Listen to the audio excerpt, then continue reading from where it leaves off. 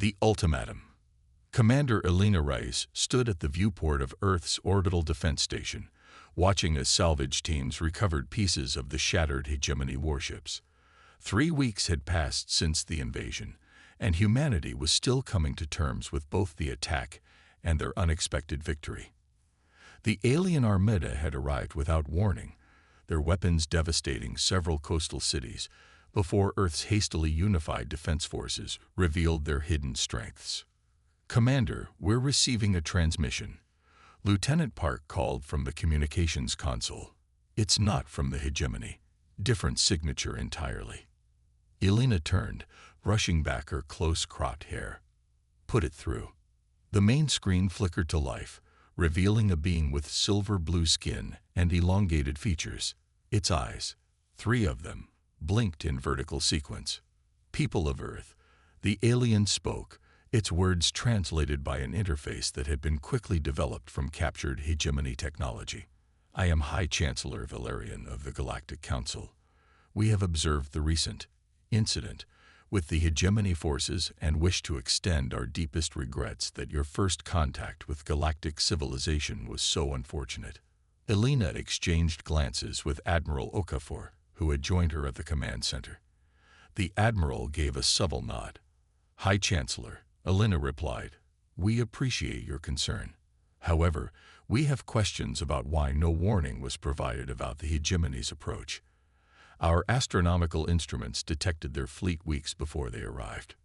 A flicker of discomfort passed across Valerian's features. The Council observes a strict non-interference policy with pre-FTL civilizations. It allows for natural development without outside influence, even when that outside influence comes in the form of orbital bombardment. Admiral Okafor interjected, his deep voice carrying a barely contained anger. "The hegemony's actions were unauthorized and regrettable," Valerian responded smoothly, "which is why I come with a generous offer. The Council would like to formally invite Earth to join as a protected member species. We would provide defensive technologies, cultural exchange, and guidance as you integrate into the galactic community." Elena's eyes narrowed. "Protected member? What exactly does that entail?" "Simply that you would benefit from Council oversight while your civilization matures. We would establish an outpost on your world to help manage technological integration and ensure peaceful development." Admiral Okafor muted the transmission temporarily. "They're scared," he said plainly. "We weren't supposed to defeat the hegemony. Now they're scrambling to control us." Elena nodded. "Agreed. And I'm guessing that oversight means restricting our development." "Precisely." She reactivated the communication. "High Chancellor, Earth appreciates your offer. We request 1 standard week to consult with our planetary leadership before responding." Valerian seemed relieved. "Of course, Commander. The Council looks forward to welcoming Earth into our enlightened community." As the transmission ended, Elena turned to her team. "I want every piece of hegemony technology analyzed, every computer core decrypted, and contact the research team at Luna Base. I want to know if they've made progress on the FTL communicator we salvage." "You don't intend to accept their offer?" Lieutenant Park asked. "No," Elena said firmly. "I intend to present them with our own terms." 7 days later, Elena stood before the United Earth Defense Council, presenting her findings. The hegemony attack wasn't an isolated incident, she explained, gesturing to the holographic display. "Based on data recovered from their ships, the Galactic Council has been aware of Earth for over 2 centuries. They've maintained a policy of containment for what they call emerging species." President Adama of the North American Union leaned forward. "Containment?" "Yes," Elena continued. "The Council deliberately suppresses technological development of newer species, particularly military technology. The hegemony wasn't supposed to attack us. They were simply supposed to demonstrate overwhelming force to convince us to accept protection. But they miscalculated," General Zhao of the East Asian Alliance added. "They didn't expect our quantum shield technology or our rail weapons." "Precisely," Elena confirmed. "We've also discovered something else." She pulled up another display showing star charts with dozens of highlighted systems. These are other emerging species according to the hegemony database. Many have faced similar incidents that conveniently led them to accept Council protection. The room fell silent as the implications became clear. "So what do you propose, Commander?" President Adama asked. Elena straightened. "I believe we should reject the Council's offer and propose our own terms. Moreover, I suggest we begin immediate outreach to these other emerging species. They deserve to know the truth." The Defense Council discussed the proposal for hours before reaching unanimous agreement. Humanity would not bow to intimidation, not from the hegemony, and not from the Galactic Council. High Chancellor Valerian's expression shifted from confidence to confusion as the Earth delegation materialized in the Council chamber. Led by Elena Reyes, now appointed as Earth's ambassador, the humans were dressed in simple blue uniforms rather than the expected diplomatic regalia. "High Chancellor," Elena greeted formally, "we bring Earth's response to your generous offer." The massive chamber, with representatives from over 300 species arranged in tiered seating, fell silent. This was normally a formality. New species always accepted protection, particularly after a demonstration of force. "The Council welcomes Earth's wisdom in accepting our guidance," Valerian began, clearly assuming the outcome.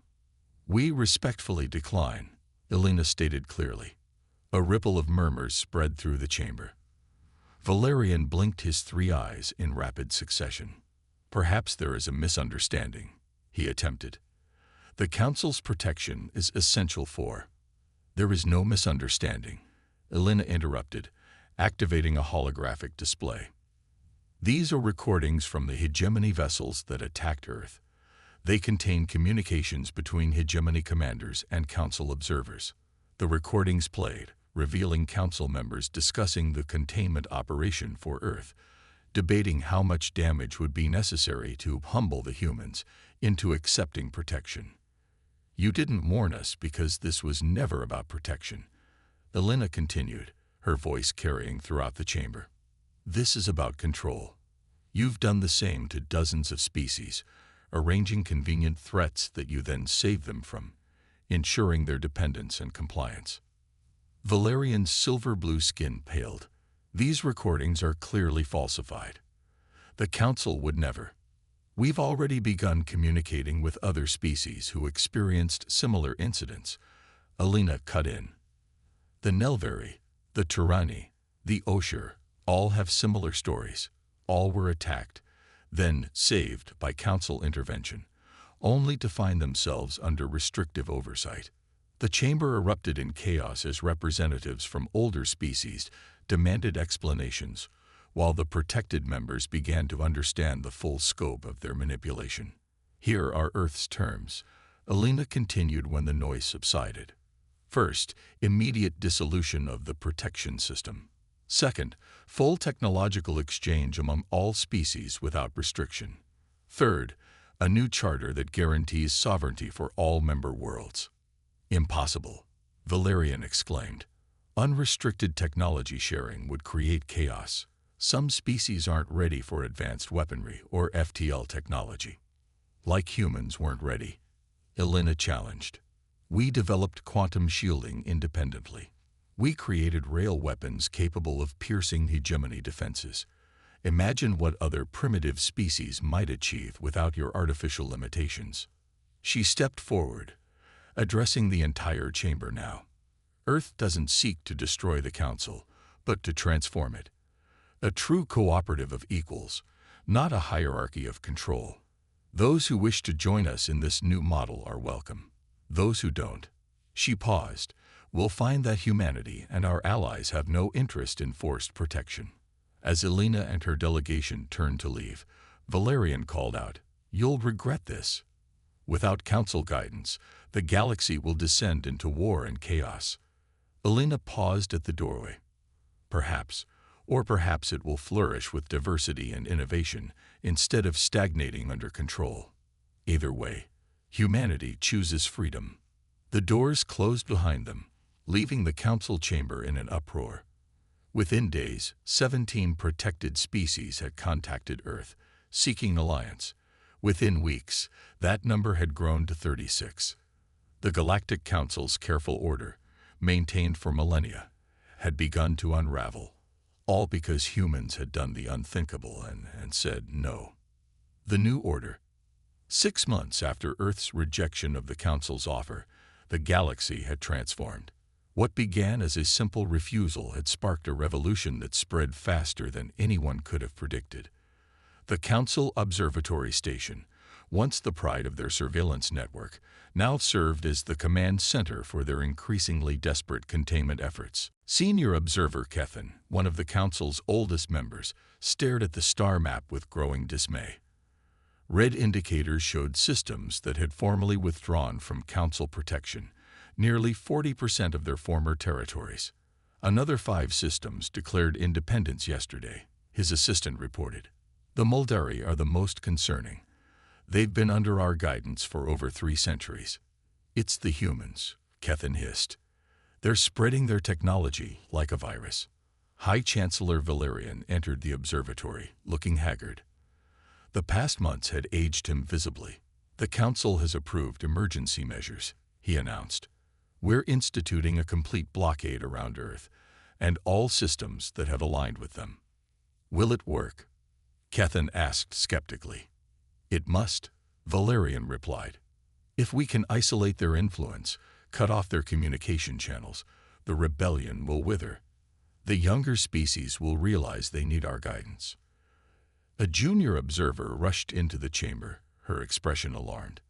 High Chancellor, we've detected unauthorized FTL communications bypassing our relay network. The humans have developed an alternative communication system. Valerian sank into a chair. How? Such technology should be centuries beyond their capability. The answer came not from his staff, but from the main view screen, which activated without authorization. Ambassador Elena Reyes appeared, but she wasn't alone. Beside her stood representatives from at least a dozen species, including several from Council founding races. High Chancellor, Elena greeted calmly. Your blockade is ineffective. We're not using your communication network or your approved travel routes. This transmission is illegal, Valerian sputtered. How are you bypassing our security protocols? Quantum entanglement communications, replied a Centurion scientist standing beside Elena. The Centurions were one of the Council's founding species, renowned for their theoretical physics. The humans conceived it, we refined it, and the tyranny built it. Fascinating what happens when species collaborate as equals, isn't it? Treason, Kethan exclaimed. The Council granted your people exclusive rights to quantum research in exchange for restricted application. That was the old way, the Centurion replied simply. We find the new way more productive. Elena stepped forward. Your blockade fleets are wasting their time, High Chancellor. We're not trying to attack you or overthrow the Council by force. We're simply offering an alternative, and species are choosing us over you. Because you're distributing dangerous technologies without safeguards. Valerian protested. Do you know what will happen when warlike species acquire FTL capabilities without proper cultural development?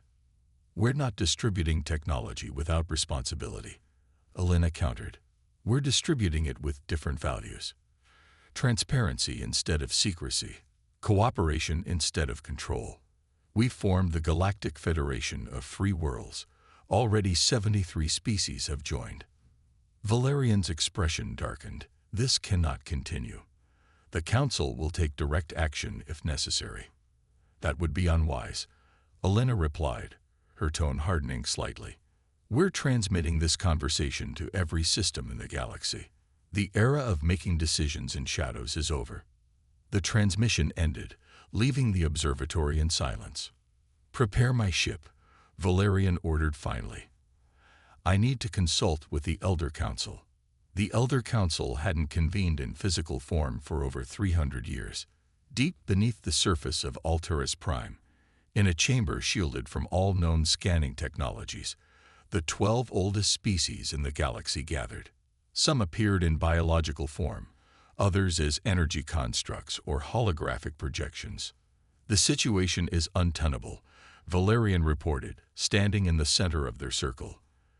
The human contagion spreads daily. Our authority is crumbling. Elder Morvath, whose species had achieved spaceflight when humans were still mastering fire, leaned forward. Perhaps we should simply eliminate the infection at its source. Earth is still relatively primitive. I advised that 6 months ago, Valerian replied bitterly. You rejected military action as too costly. The situation has changed, Elder Ziv noted, her crystalline form pulsing with each word. One planet's destruction might save our order. It's too late for that, a new voice announced. The elders turned in shock as a human figure materialized in their supposedly impenetrable chamber. Not Elena Reyes, but an older man with weathered features and calm eyes. Ambassador Chen. Valerian identified him. How did you access this chamber? This is impossible. Clearly not, Chen replied dryly. You've underestimated humans consistently, High Chancellor. That's becoming something of a pattern. Elder Morvath's security drones surrounded Chen immediately, weapons ready. You have made a grave mistake coming here, human. This council has guided galactic development for thousands of years. We will not be threatened by primitives. Chen seemed unconcerned by the weapons. I'm not here to threaten you. I'm here to invite you to join us. Stunned silence followed his words. Join you. Elder Ziv finally managed, her crystalline structure flickering with confusion. The Federation doesn't seek the Council's destruction, Chen explained. We seek its transformation. Your species have accumulated wisdom over millennia that could benefit everyone, if shared openly rather than used as control mechanisms. Absurd, Morvath dismissed. The younger races aren't ready for such knowledge. Neither were we, according to your metrics, Chen countered.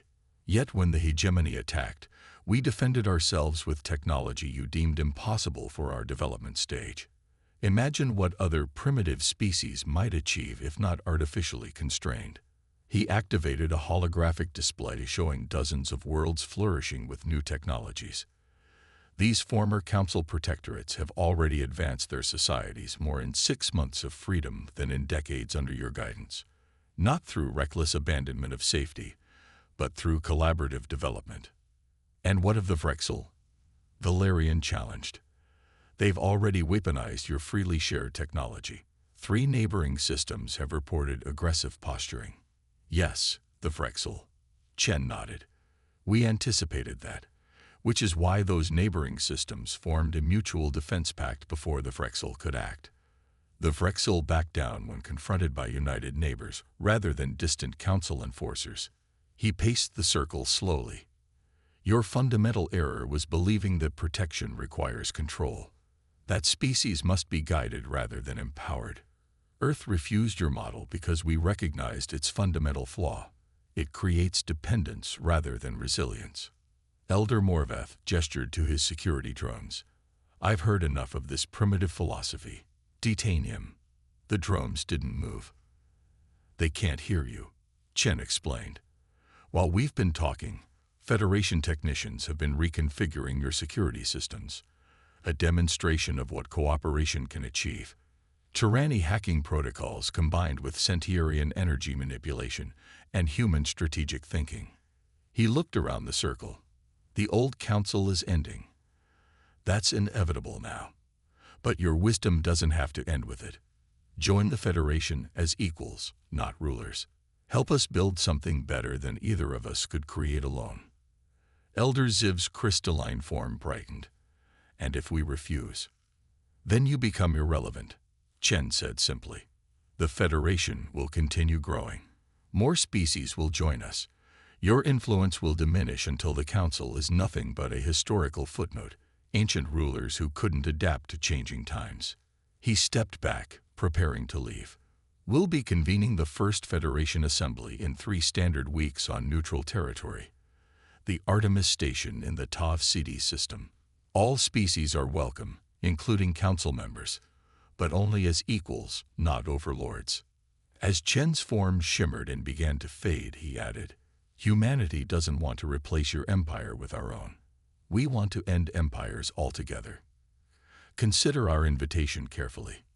When he vanished, the elders sat in stunned silence until Elder Ziv finally spoke. "In 9,000 years of council service, I have never been spoken to like that." "Outrageous arrogance," Morveth fumed. "Perhaps," ancient Elder Krell said, speaking for the first time, "or perhaps long overdue honesty." Valerian looked at the oldest being in the chamber with surprise. "You can't be considering their offer." Krell's ancient eyes fixed on him. "My species had achieved spaceflight before yours evolved from oceanic life.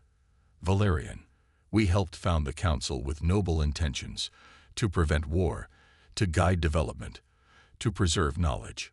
Somewhere along the way, guidance became control, and protection became domination." The ancient being rose slowly. "I will attend this Federation Assembly, not to surrender, but to listen. After 50,000 years, perhaps it's time for something new." 3 weeks later, Ambassador Elena Reyes stood on the observation deck of Artemis Station, watching as ships from across the galaxy arrived for the Federation Assembly. Beside her, Ambassador Chen contemplated the spectacular view. 129 confirmed delegations, Elena noted, including 17 former Council founding races. "And the elders?" Chen asked. 4 have confirmed attendance." "It's a start." A sleek vessel of clearly Earth design approached the station, escorted by ships of various alien configurations, a visible symbol of the new cooperation. "Did you ever imagine this outcome when you rejected their first offer?"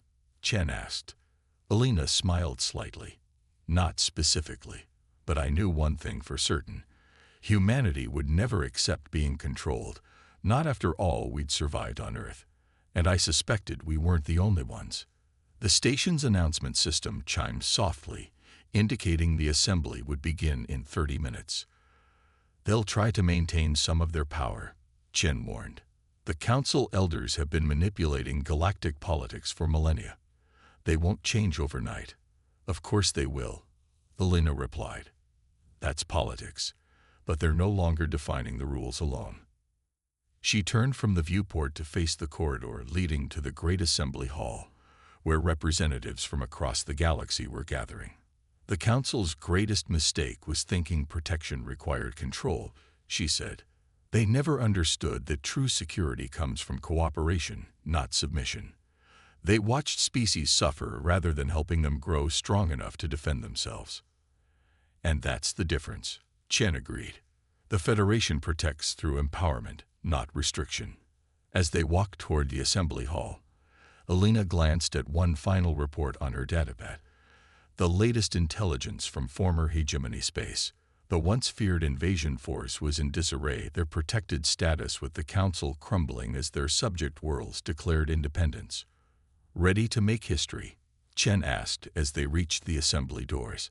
Elena took a deep breath. Humanity's already made history by saying no when everyone expected yes. Now we build something worth saying yes to.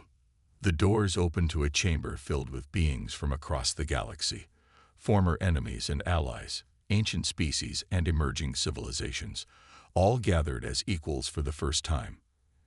In that moment, as applause and various alien expressions of appreciation erupted at their entrance, it was clear that the old order had truly ended.